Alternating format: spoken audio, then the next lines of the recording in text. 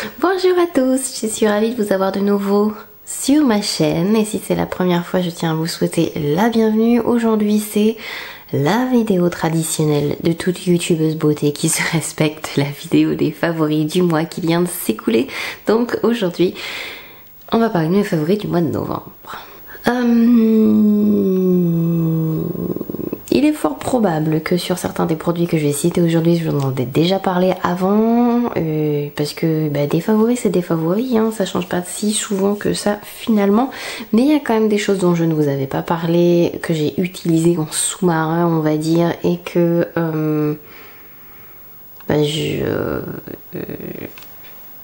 des fois on pense pas à tout. J'ai qu'un seul soin aujourd'hui, non pas parce que je me suis pas lavée, ni que je me suis crémée, ni quoi que ce soit, mais j'ai surtout envie de vous parler de celui-là en fait.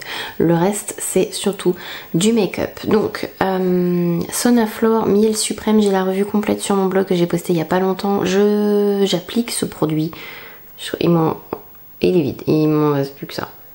C'est bientôt la fin. C'est bientôt la fin des haricots. Donc j'utilise depuis plusieurs mois. C'est une crème nutritive supplématrice. Je la trouve très très bien pour les peaux mixtes, pour les personnes qui ont des sécheresses passagères dues au climat ou il peut y avoir plein de raisons, le stress. Donc si malgré le fait que vous vous hydratez très très bien la peau, vous avez quand même l'impression qu'il vous manque quelque chose, j'aime beaucoup cette crème nutritive parce qu'elle est très légère, elle a un peu la texture d'un yaourt. Je vais vous en sortir juste un tout petit peu, j'en ai plus beaucoup donc voilà. Donc c'est un peu la texture d'un yaourt et elle est très légère et en même temps elle nourrit extrêmement bien. Je vous parle même pas de l'odeur qui a tombé. Il est très rare que je rachète un produit parce que j'en teste souvent et on me demande d'en tester, donc je teste et je teste, donc il est très rare que j'achète quelque chose de nouveau. J'ai très envie de racheter ce tube une fois qu'il sera fini. Là en ce moment c'est ce qui me sauve la vie. Ma peau est très confortable. Elle est très très bien nourrie, pas trop, parce qu'il n'en faut pas trop non plus. Je suis plutôt mixte, à tendance déshydratée et parfois je passe par des phases de sécheresse, dont l'hiver. Mais si c'est trop nourrissant, c'est pas bon non plus pour moi parce que du coup ma peau est pas contente. Hyper bien et elle sent très très bon et testez-la parce qu'elle est franchement vraiment bien. Et rien que pour l'odeur, de toute façon, je pense que ça vaut le coup que vous essayez de sniffer ça en magasin. Ensuite, le premier make-up dont j'ai envie de vous parler, c'est du Anti-Blemish Matte Primer. C'est une base. Et personnellement, je m'en sers comme d'un soin et d'une base sur mes clientes ou les personnes que je maquille. Il va très bien aux peaux grasses, il va très bien aux peaux mixtes, il va aux peaux acnéiques aussi, il va à la plupart des gens en fait finalement. La texture est très agréable. Ce que je pourrais lui reprocher c'est peut-être l'odeur. L'odeur est un peu spéciale hein, pour ne rien vous cacher. Après il est sans silicone, il se sent pas sur la peau, on a l'impression d'appliquer un gel très léger et j'hésite pas à en mettre une certaine quantité. J'adore ce produit, je le trouve très très bien, il est hypoallergénique, il est sans huile et il fait très bien tenir le maquillage et tout s'applique très très bien par dessus. C'est un produit que j'aime beaucoup. Vraiment. Je peux enfin vous en parler parce que j'ai fait la vidéo dessus et je le teste depuis plusieurs semaines. Il m'avait bluffé tout de suite et j'avais très envie de vous le mettre dans les favoris du mois dernier mais je me suis dit non, attends quand même. Attends quand même un petit peu. Donc le voilà, c'est le fond de teint Face and Body de Dior Backstage. J'ai fait une vidéo dessus complète avec une démo que je vous mets en lien en haut. Une vidéo formidable et... Donc c'est un fond de teint formidable, il est très très bien pour les peaux mixtes. Si vous avez plusieurs zones sèches, grasses, enfin vous savez pas trop où vous en êtes, il est très léger, très très bien. Moi je l'applique avec le doigt, je me prends pas la tête. Il a une couvrance qui est légère à moyenne, il n'a pas une super couvrance, vous allez devoir corriger. Si vous aimez les...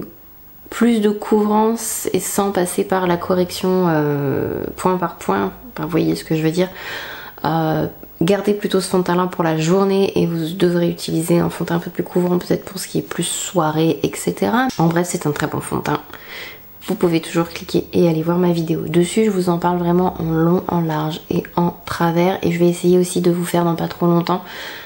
Oh, ça risque d'être dans longtemps, mais une revue écrite sur mon blog dessus, avec des photos avant-après, ce qui est peut-être aussi un peu plus parlant des fois de bien voir en photo et en gros plan qu'en vidéo. J'en ai que 2 sur 3, mais je vais quand même vous parler du troisième, même si je n'en ai plus à l'heure actuelle. Mes anti-cernes favoris.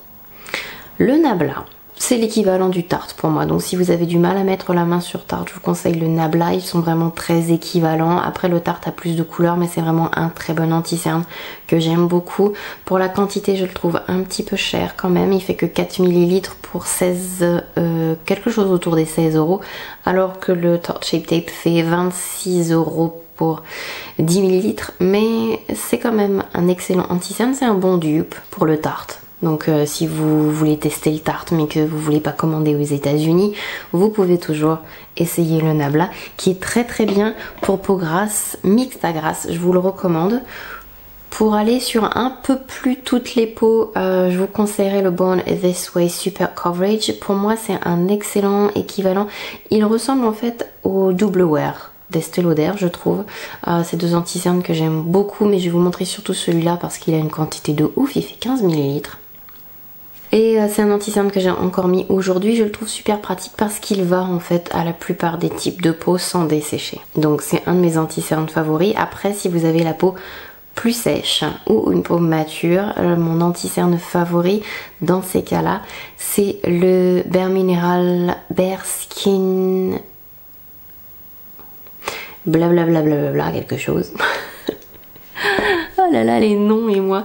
Après, le seul défaut, pareil avec celui-ci, ça va être les couleurs. Il n'y a pas énormément de couleurs pour peau claire, donc il va falloir mélanger. Après, moi, je mélange souvent mes anti-cernes quand je maquille des gens, mais je peux comprendre que quand c'est juste pour soi, c'est très très chiant. Donc voilà, mes 3 anti-cernes préférés, donc Too Faced, Born This Way, Super Coverage, le Nabla qui est très très bien, et le Bare Mineral, que je trouve vraiment génial pour les peaux plus sèches. Là j'en ai plus, il faut que je m'en rachète. Je l'ai dans mon kit aussi normalement, mais au bout d'un moment donné il faut changer ses produits, hein, qu'est-ce que vous voulez que je vous dise. Je trouve qu'il s'est vachement oxydé à l'intérieur du tube, donc je pense que je vais juste me racheter des couleurs quand je vais devoir faire le réassort de mon kit, je pense vers janvier-février. Est-ce que vous voulez une vidéo d'ailleurs si j'achète des choses pour mon kit pro? N'hésitez pas à me le dire. Ensuite, quoi d'autre? Est-ce que je fais dans l'ordre? Je sais pas. Je vais vous reparler de ça parce que je pense que je vous en ai parlé il y a pas longtemps. C'est le Drop and Glow de Julicious Cosmetics. J'ai 3 couleurs. J'ai aussi une revue sur mon blog dessus. N'hésitez pas à taper dans la barre de recherche Julicious parce que j'ai swatché les 3 couleurs que je possède. Celui que j'utilise moi c'est le Unicorn Love. Je le porte là aujourd'hui. Je sais pas si vous allez le voir. Je l'ai appliqué juste là et un peu là et un peu là. Aïe. Je suis super douée. Enfin bref. Oh là là là là. Bon c'est pas grave. On verra après. Donc c'est un enlumineur liquide qui est magnifique. Je crois vraiment, je vous en ai parlé il y a pas longtemps. Mais il en faut... Oh, je fais n'importe quoi, j'en fous partout. Il est vraiment magnifique et très très beau. On peut le mettre sur le fond de teint, sous le fond de teint aussi si votre fond de teint est très léger. Ce que je fais en ce moment personnellement, c'est que je le mets en dessous du Dior Backstage, donc aux endroits stratégiques. Et après je tapote ça avec un pinceau autour et légèrement dessus pour fondre encore plus l'highlighter parce que c'est intense. Faut le savoir, c'est très très très intense. Ensuite ça va être encore un petit peu mes techniques favorites du moment, mais je vais vous montrer quelque chose de ma palette RCMA. La couleur que je vais vous montrer, alors c'est la couleur qui est juste là. C'est une couleur de contouring que je trouve vraiment très très belle et très très réussie, et j'aime beaucoup la travailler donc en contour, même en léger effet de bronzage. Je mets une légère touche de bronzer par dessus, mais c'est une très très belle couleur. Donc c'est RCMA qui fait ça. La couleur peut s'acheter individuellement, il me semble qu'elle est disponible sur le site de Beauty Bay en godet individuel, et c'est la couleur S1. Donc c'est pour sculpter, S comme sculpt je pense, et c'est une magnifique couleur pour faire ça. Donc je l'ai utilisé aujourd'hui, juste là, je l'ai mis là, je l'ai mis là, je l'ai mis un peu autour de mon nez. J'ai pris après un bronzer poudre, une fois que j'ai poudré mon visage, pour passer un peu par dessus et surtout dans mon cou. Mais je trouve l'effet très très joli. La couleur est pas trop froide, elle est pas trop chaude non plus, elle est vraiment parfaite pour les peaux claires. Si vous avez du mal à trouver un produit de contour pour peau claire, vraiment celui-ci est génial. Après il en faut vraiment pas beaucoup et le mélanger ensuite à un produit qu'ils ont qui s'appelle le thinner, ou alors le mélanger avec, moi j'utilise tout simplement une crème hydratante. Je mélange, je fais ma patouille là, après avec les doigts je mets, et puis je travaille avec les doigts, c'est hyper facile à travailler. C'est juste une question après de savoir appréhender le dosage et le mélange pour assouplir la matière, parce que ces produits là c'est uniquement des huiles et de la cire. Je suis trop fan, trop fan. D'ailleurs il y a beaucoup des produits que je vais vous montrer aujourd'hui. J'ai fait une vidéo avec un modèle et je suis en train de me demander si je vais vous faire la vidéo. Peut-être je vous mettrai cette vidéo en ligne après celle-ci, ou peut-être avant. Enfin il y a des trucs que je vais utiliser en tout cas dans cette vidéo que je vous montre aujourd'hui dans mes favoris, donc soyez pas surpris de les revoir. Ce sont mes deux poudres favorites, parfois même je les utilise toutes les deux, donc vous verrez aussi dans la vidéo avec Fanny, donc du blog Gloss Amwell, qui m'a servi de modèle. Donc une de mes poudres favorites c'est la Cover FX, là c'est la Translucent Light. J'ai en version voyage et il y en a 3 tonnes là-dedans, j'en verrai jamais le fond, j'ai l'impression. Je suis peut-être à la moitié, ça y est. Alors que je l'ai depuis plusieurs mois et que je l'utilise sur pratiquement tout le monde.